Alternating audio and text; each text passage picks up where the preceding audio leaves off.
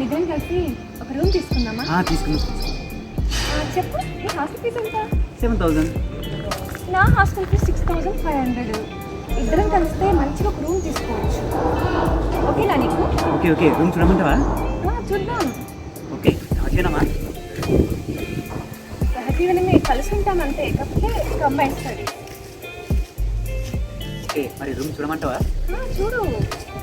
Okay మనం చదువుకున్నట్టుంటుంది, మనం చేసినట్టుంటుంది. Hello ఆగు.